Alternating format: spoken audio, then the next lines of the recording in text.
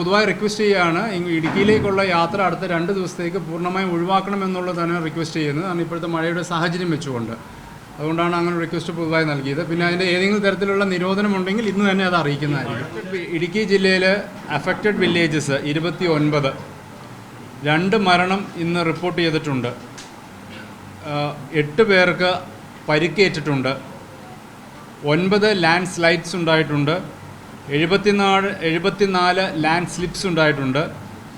14 വീടുകൾ പൂർണ്ണമായും തകർന്നിട്ടുണ്ട്. 69 വീടുകൾ ഭാഗികമായി തകർന്നിട്ടുണ്ട്. ഇപ്പോൾ ജില്ലയിൽ 9 ക്യാമ്പുകൾ പ്രവർത്തിക്കുന്നുണ്ട്. ഈ കണക്കുകളിൽ മാറ്റമുണ്ടാവാം. കാരണം വീടുകളിലെയൊക്കെ എണ്ണം ചിലത് ഇപ്പോൾ വരുന്നുണ്ട്. ചെറിയ മണ്ണിടിച്ചിലുകൾ റിമോട്ട് ഏരിയാസിലുള്ളത് റിപ്പോർട്ട് ചെയ്ത് വരികയാണ്. ഇപ്പോൾ വീഡിയോ കോൺഫറൻസ് കഴിഞ്ഞപ്പോഴാണ് ക്യാമ്പിൻ്റെ എണ്ണം ഒരെണ്ണം കൂടി വർദ്ധിച്ചത്. അടിയന്തര സാഹചര്യങ്ങളിൽ എല്ലാ സ്ഥലങ്ങളിലും ക്യാമ്പ് തുടങ്ങാനുള്ള നിർദ്ദേശം ഓൾറെഡി കൊടുത്തിരുന്നു. അതനുസരിച്ച് എല്ലായിടത്തും ക്രമീകരണങ്ങൾ നിലവിലുണ്ടായിരുന്നു. അതുകൊണ്ട് പെട്ടെന്ന് മാറ്റുന്നതിൽ തടസ്സങ്ങളൊന്നും തന്നെ കൈവന്നില്ല. വളരെ വേഗതയിൽ തന്നെ ആൾക്കാരെ അതാത് അപകടകരമായ സ്ഥലങ്ങളിൽ നിന്ന് ഇവാക്യുവേറ്റ് ചെയ്യാൻ കഴിഞ്ഞു. ഇപ്പോഴും ഇവാക്യുവേഷൻ നടക്കുകയാണ്. അപ്പോൾ എല്ലാവരോടും എനിക്ക് അഭ്യർത്ഥിക്കാനുള്ളത് റവന്യൂ അധികൃതർ അല്ലെങ്കിൽ ബന്ധപ്പെട്ട പഞ്ചായത്ത് അധികൃതർ അടക്കം പറയുന്ന കാര്യങ്ങൾ പൂർണ്ണമായും ഉൾക്കൊണ്ടുകൊണ്ട് ക്യാമ്പുകളിലേക്ക് മാറാൻ തയ്യാറാവണം. ഇന്നിപ്പോൾ വീഡിയോ കോൺഫറൻസിങ്ങിൽ ചിലരെ മാറാൻ കൂട്ടാക്കുന്നില്ല എന്ന റിപ്പോർട്ട് തഹസിൽദാർമാർ നൽകിയതിൻ്റെ അടിസ്ഥാനത്തിലാണ് പറയുന്നത്. എവിടെയെങ്കിലും ഡേഞ്ചറസ് സിറ്റുവേഷൻ ഉണ്ടെങ്കിൽ അധികൃതർ പറയുന്നതനുസരിച്ച് മാറാൻ എല്ലാവരും തയ്യാറാവണമെന്ന് അഭ്യർത്ഥിക്കുകയാണ് പ്രത്യേകമായിട്ട്. ഇപ്പോൾ എല്ലാ രീതിയിലുമുള്ള മുന്നൊരുക്കങ്ങൾ ഇവിടെ ഓൾറെഡി ഉണ്ട്. NDRFൻ്റെ 34 അംഗ സംഘമുണ്ട്. പോലീസിനെ ഫയർഫോഴ്സിൻ്റെയും ഒപ്പം തന്നെ സിവിൽ ഡിഫൻസും വോളണ്ടിയേഴ്സിൻ്റെയും ഒക്കെ ബന്ധപ്പെട്ടുകൊണ്ടുള്ള ഒരു കോർഡിനേറ്റഡ് പ്രവർത്തനങ്ങളാണ് വളരെ കൃത്യതയോടെ ഇന്നിവിടെ നടക്കുന്നത്. അതുകൊണ്ട് തന്നെ മറ്റ് മുന്നൊരുക്കങ്ങളെല്ലാം വളരെ നല്ല നിലയിൽ കൊണ്ടുപോകാൻ കഴിഞ്ഞിട്ടുണ്ട്. ക്യാമ്പുകൾക്ക് എല്ലാ സൗകര്യങ്ങളും ഒരുക്കിയിട്ടുണ്ട്. മെഡിക്കൽ ചെക്കപ്പ് അടക്കം ഈ ക്യാമ്പുകൾ നടക്കുന്നുണ്ട്. ഞാൻ ഏതാനും ക്യാമ്പുകൾ നേരിട്ട് പോയിരുന്നു. അവിടെ എല്ലാം മെഡിക്കൽ ചെക്കപ്പ് അടക്കമുള്ള സൗകര്യങ്ങൾ ക്യാമ്പുകൾ ഒരുക്കിയിട്ടുണ്ട്. അവർക്ക് ഒപ്പം തന്നെ മറ്റ് ഭക്ഷണ സൗകര്യങ്ങളും എല്ലാം അതിനോടനുബന്ധമായ ക്രമീകരണങ്ങൾ ഇന്നിവിടെ നടത്തി പൂർത്തിയാക്കി എടുത്തിട്ടുണ്ട്. ഇപ്പോൾ ഇവിടെ നാഷണൽ ഹൈവേസിലെ ഡാമേജ് ഉൾപ്പെടെ ഞങ്ങൾ അസസ് ചെയ്തിട്ടുണ്ട്.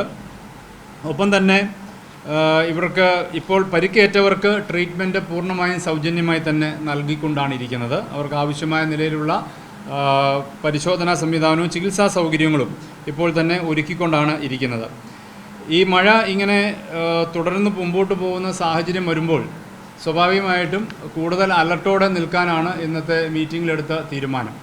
ഒപ്പം തന്നെ ഇടുക്കി ജില്ലയിലേക്കുള്ള യാത്ര അടുത്ത 2 ദിവസത്തേക്ക് അനാവശ്യ യാത്രകൾ ഒഴിവാക്കണം. അത്യാവശ്യ കാര്യങ്ങൾക്ക് മാത്രം യാത്ര ചെയ്യുക. പുറത്തുനിന്നുള്ളവരുടെ കാര്യമാണ് ഞാൻ പറയുന്നത്. ധാരാളം പേര് ഇന്ന് പല വീക്കെൻഡ് ആയതുകൊണ്ട് വരുന്നതായിട്ടുള്ള റിപ്പോർട്ടുകൾ പല സ്ഥലങ്ങളിൽ നിന്നും വരുന്നു. അങ്ങനെയുള്ള യാത്ര ഇപ്പോഴത്തെ ഒരു സാഹചര്യം കണക്കാക്കി അത്യാവശ്യ യാത്രകൾ ഒഴികെ എല്ലാം ഒഴിവാക്കണമെന്ന് അഭ്യർത്ഥിക്കുകയാണ് എല്ലാവരോടും ഇടുക്കി ജില്ലയിലേക്കുള്ളത്.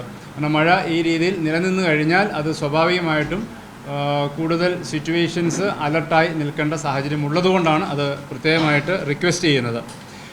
ട്രാഫിക്കിൻ്റെ നിയന്ത്രണം പൂർണ്ണമായും എന്ത് ചെയ്യണമെന്നതിനെ സംബന്ധിച്ച് കളക്ടർ ലെവലിലെ ഒരു മീറ്റിംഗ് വൈകുന്നേരത്തോടെ വീണ്ടും ചേരും. അതനുസരിച്ചുള്ള ഔദ്യോഗിക റിപ്പോർട്ടിംഗ് വീണ്ടും ഉണ്ടാവും. ട്രാഫിക് ബാനോ അങ്ങനെയുള്ള എന്തെങ്കിലും വേണമെന്നുണ്ടെങ്കിൽ. ഇപ്പോൾ എനിക്ക് റിക്വസ്റ്റ് ചെയ്യാനുള്ളത് അനാവശ്യ യാത്രകൾ ഇടുക്കിയിലേക്ക് ഒഴിവാക്കണമെന്നതിനെ സംബന്ധിച്ചാണ്. ഒപ്പം തന്നെ ഈ ദിവസങ്ങളിലായിട്ട് ഇവിടെ എല്ലാ പ്രവർത്തനങ്ങളുടെയും ഒരു കോർഡിനേഷൻ കഴിഞ്ഞ ദിവസങ്ങളിലൊക്കെ നടത്തിയതിൻ്റെ നല്ലൊരു പ്രതിഫലനമുണ്ടായി. ഞാൻ ആദ്യമേ അത് സൂചിപ്പിച്ചു. മറ്റു പ്രശ്നങ്ങളില്ലാതെ വളരെ വേഗതയിൽ തന്നെ എല്ലാവരെയും മാറ്റി പാർപ്പിക്കാനൊക്കെ കഴിഞ്ഞു എന്നത് വലിയ ആശ്വാസം നൽകുന്ന ഒന്നാണ്. ഇപ്പോൾ ഈ പറഞ്ഞ ഉരുൾപൊട്ടലുണ്ടായ സ്ഥലങ്ങളിലൊക്കെ അവിടെ അടുത്തൊക്കെ നിൽക്കുന്നവർക്കും ഈ പ്രെഡിക്റ്റ് ചെയ്യാൻ കഴിയാത്ത നിലയിൽ പെട്ടെന്ന് മഴ വന്നത് ഒരു വിഷയം ഉണ്ടാക്കിയിട്ടുണ്ട്. പക്ഷേ ഞാൻ പറഞ്ഞത് ക്യാമ്പുകൾ സജ്ജീകരണമായതുകൊണ്ട് പെട്ടെന്ന് മാറ്റാനും കഴിഞ്ഞു എന്നുള്ളത് ഒരു ആശ്വാസകരമായ ഒന്നാണ്. അപ്പം പ്രെഡിക്റ്റബിൾ അല്ല മഴയുടെ ഒരു സാഹചര്യം. ഇപ്പോൾ ഓറഞ്ച് അലേർട്ട് കൊടുക്കുന്ന സന്ദർഭത്തിൽ തന്നെ മഴ വളരെ വേഗതയിൽ വർദ്ധിച്ചു വരുന്നത് കാണാൻ കഴിയുന്നുണ്ട്. അപ്പോൾ കാലാവസ്ഥയിൽ വലിയ വ്യതിയാനമാണ് ഇപ്പോൾ ഉണ്ടായിക്കൊണ്ടിരിക്കുന്നത്. അതുകൊണ്ട് തന്നെയാണ് ഒരു ഹൈ അലർട്ട് രീതിയിലേക്ക് ഇപ്പോൾ നമ്മൾ മാറുന്നത്. കേരളത്തിലെ പൊതുവായ സ്ഥിതിവിശേഷങ്ങൾ പൂർണ്ണമായി അസസ് ചെയ്തുകൊണ്ടാണ് ഇരിക്കുന്നത്. ബഹുമാനപ്പെട്ട മുഖ്യമന്ത്രി അത് നേരിട്ട് തന്നെ അവലോകനം ചെയ്താണ് ഇപ്പോൾ മുമ്പോട്ട് പോയിക്കൊണ്ടിരിക്കുന്നത്. മറ്റുള്ള റോഡ്സിൻ്റെ കണ്ടീഷൻസ് ഞങ്ങൾ പൂർണ്ണമായും ഞാൻ നേരത്തെ പറഞ്ഞു നാഷണൽ ഹൈവേ അതോറിറ്റീസിനെ പ്രത്യേകമായിട്ട് വിളിപ്പിച്ചിട്ടുണ്ട്.